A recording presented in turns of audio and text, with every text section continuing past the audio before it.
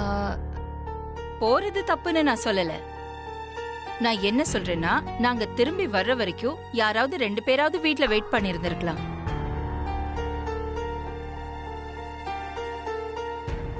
இல்லம்மா, நான் உண்மையை சொல்லிடுறேன். நீங்க எல்லாரும் ஊருக்கு போனதுக்கு அப்புறம் என்ன நடந்துச்சுன்னா, பெங்களூர் ஆதிக்கடவு ட்ரஸ்ட் மூலியமா வெளிநாட்டுல இருந்து 10 கோடி ரூபாய் மோசடி நடந்திருக்கான்.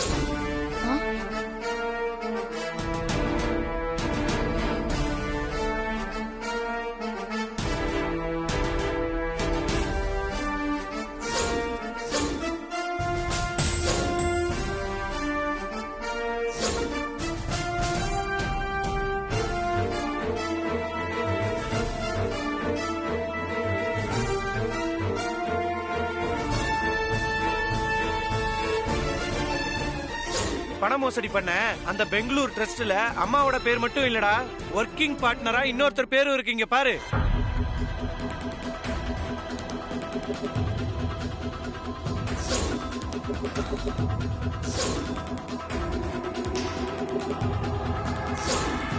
உங்க அம்மா அகிலாண்டீஸ்வரிய சிக்கல்ல மாட்டி விடதான் அப்படி பண்ண.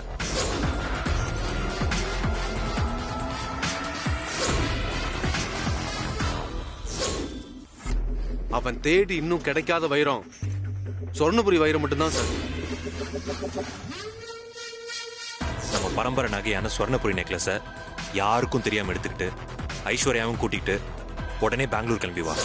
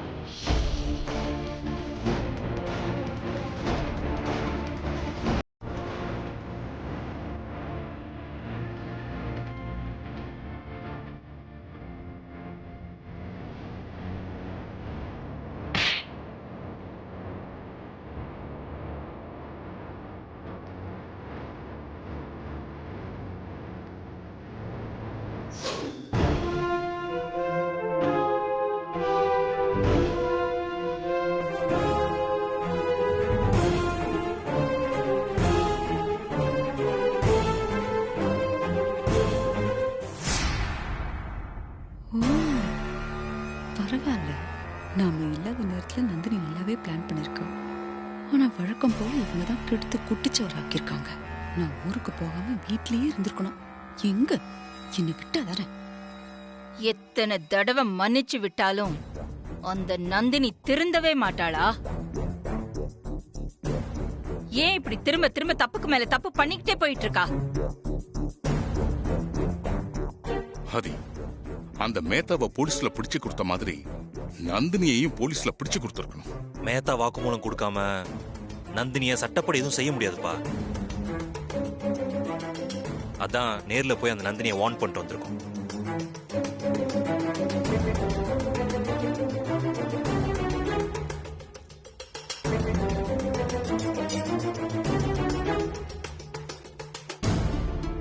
அவளை நான் பாத்துக்கிறேன். டயர்டா இருப்பீங்க, போய் ரெஸ்ட் எடுங்க. ஓகே.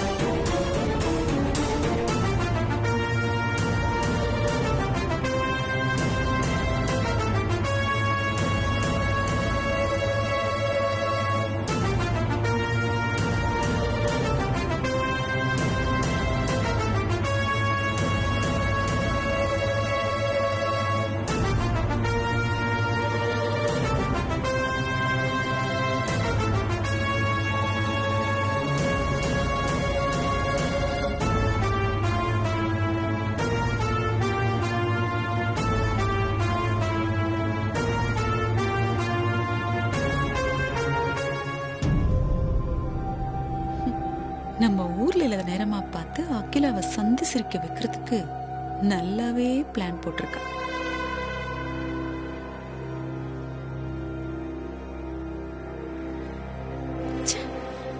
ஆனா இந்த ஆதியும் பார்வதியும் தான் ஏதாவது செஞ்சு அகிலாவை அவமானப்பட விடாம காப்பாத்திட்டாங்க. அதுங்க ரெண்டும் வீட்டுல இருக்கிற வரைக்கும் நான் நினைக்கிற எதுவும் நடக்காது போல இருக்கு.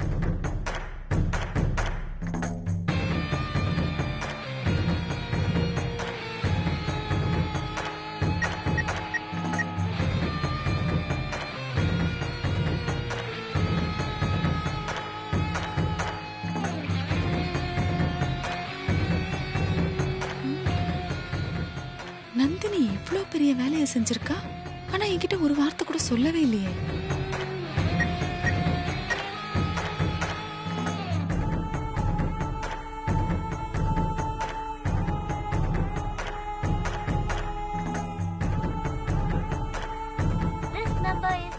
இவ்ளோ நேரம் யார்கிட்ட பேசிட்டு இருக்கா?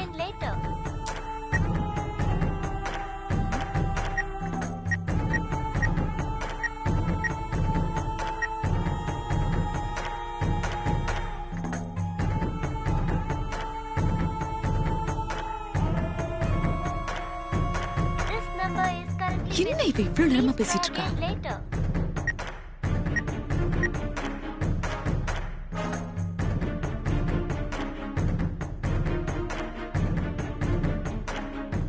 மனுஷா ஆண்டி லைன்ல வராங்க. இங்க பாரு. ச்சே, என்ன இவ?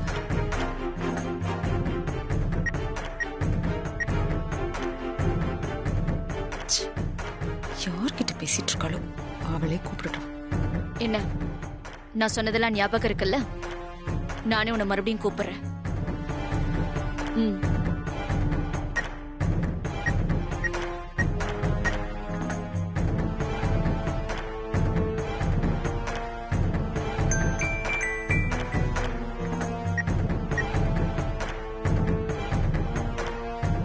ஹலோ, சொல்லுங்க ஆண்டி. என்ன நந்தினி ரொம்ப நேரமா போன் பிஸியாவே இருக்கு? அது ஒரு முக்கியமான கால் பேசிக்கிட்டு இருந்தேன் ஆண்டி. அதான் நீங்க சொல்லுங்க. நான் என்ன சொல்றது, நீதான் சொல்லணும்.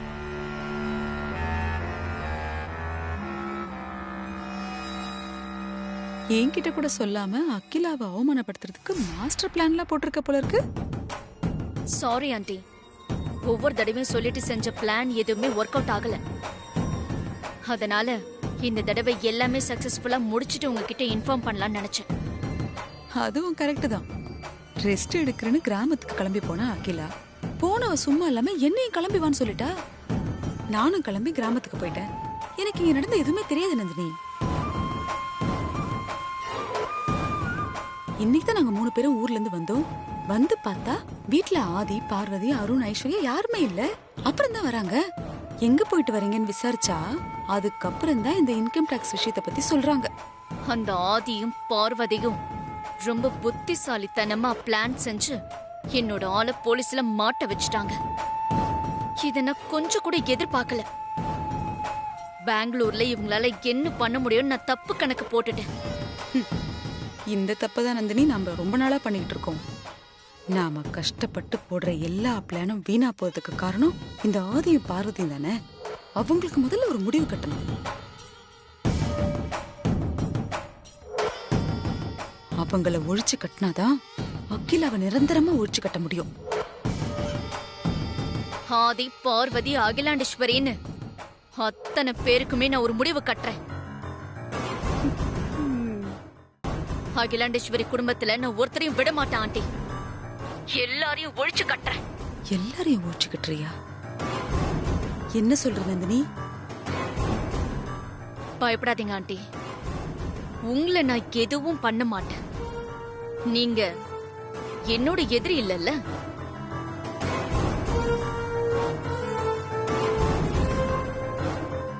அந்த அகிலாண்டேஸ்வரியும் அவளோட குடும்பம் மட்டும்தான் எனக்கு எதிரி. பரவாயில்ல, இதுவரைக்கும் ஞாபகம் வச்சிருக்கே.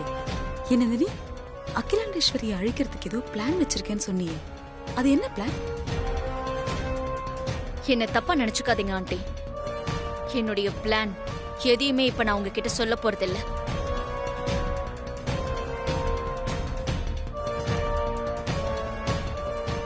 இனிமே நான் ஆட போற ஆட்டத்தை நீங்க தள்ளி நின்னு வேடிக்கை மட்டும் பாருங்க. ஆ? அந்த அகிலாண்டேஸ்வரி அழிவை பார்த்து நீங்க சந்தோஷப்படுங்க.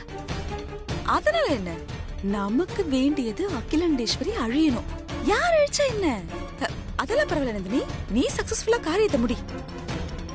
ஓகே ஆண்டி, நான் போனை வச்சிடுறேன். ஆ, ம்.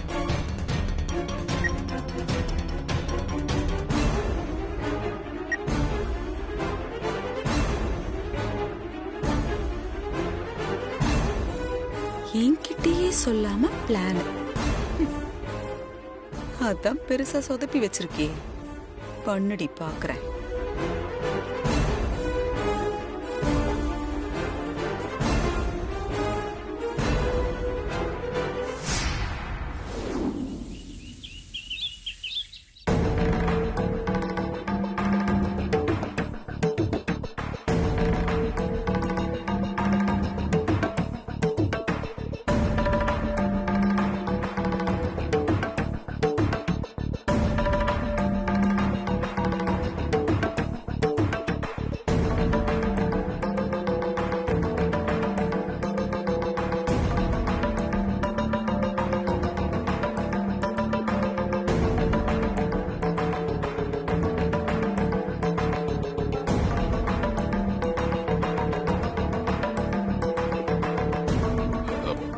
அகிலா,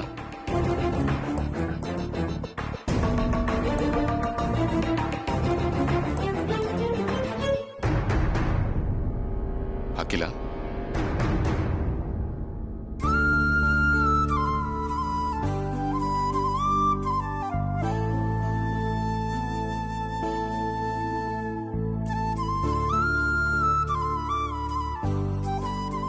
அகிலா, மன அமைதிக்காகத்தானே இத்தனை நாள் வில்லேஜில் இருந்துட்டு திரும்ப வந்திருக்கோம். இங்கேயும் எல்லாம் நல்லபடியா நடந்துருச்சுல்ல? இன்னும் நீ எதை பத்தி யோசிச்சுக்கிட்டு இருக்க? இல்லங்க, என் மனசுக்குள்ள ஏதோ உறுத்திக்கிட்டே இருக்குங்க.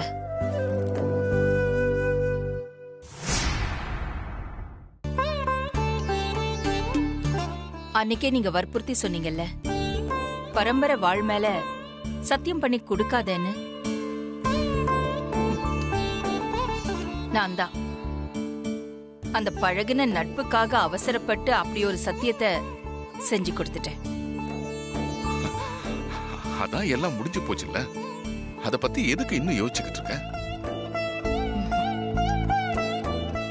எனக்கு சாதாரணமா கொடுத்த வாக்க நிறைவேற்ற முடியலனாலே என் மனசு உறுத்திக்கிட்டே இருக்கும்.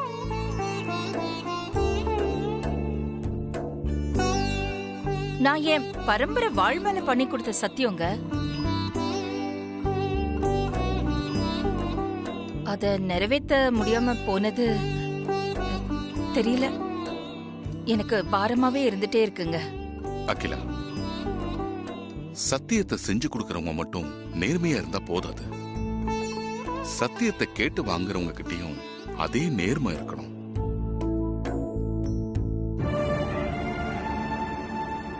உன் மேல எந்த தப்பும் இல்ல அகிலா. நீ அந்த விஷயத்துல இருந்து வெளியே வா. நான் தப்பு பண்ணிட்டேன்ல, ஆனா இதுல நான் மட்டும் சம்பந்தப்படலையே, என் குடும்பமே சம்பந்தப்பட்டிருக்குல்ல. என்ன சொல்ற அகிலா? பரம்பரை வாழ் மேல சத்தியம் பண்ணி கொடுத்தா நிறைவேற்றணும். அப்படி நிறைவேத்தாம போனா குடும்பத்துக்கே பெரிய ஆபத்தா முடியும்னு குருஜி சொல்லிருக்காரு. சொன்னதுனாலதான் கேக்குறேன். ஆனா உன் மேல எந்த தப்பும் இல்லையே. உன் ஃப்ரெண்டு ராஜேஸ்வரி மேலதானே தப்பு. அவங்க செஞ்சது எவ்வளவு பெரிய மோசடி, நம்பிக்கை துரோகம். அகிலா, நீ திரும்ப திரும்ப அதையே நினைச்சு மனச போட்டு குழப்பிக்காத. உனக்கு ராஜேஸ்வரின்னு ஒரு ஃப்ரெண்டு இல்லவே இல்ல. நீ பரம்பரை வாழ் மேல சத்தியம் செஞ்சு கொடுக்கவே இல்ல. எல்லாத்தையும் மறந்துற அகிலா. மறந்துடுறேன். ராஜேஸ்வரியால எனக்கு எந்த பிரச்சனையும் இல்லைங்க. அவளை நான் என்னைக்கும் மறந்துட்டேன். ஆனா என் பரம்பரை வாழ் மேல சத்தியம் பண்ணி கொடுத்திருக்கேங்க. அது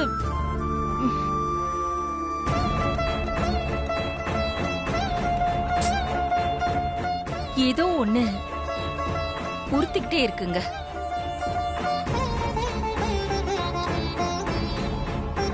ஏங்க, கோவிலுக்கு போய் குருஜிய பாத்துட்டு வந்துடலாம். என் மனசுல இருக்கிற குழப்பத்துக்கு அவர் விட கொடுப்பாருன்னு நினைக்கிறேன். நல்ல விஷயம்தான். தாராளமா போய் குருஜியை பார்த்து உன்னோட குழப்பத்தை சொல்லு. நிச்சயம் அவர் ஒரு நல்ல வழி காமிப்பாரு. அப்படியே செய்றேன்.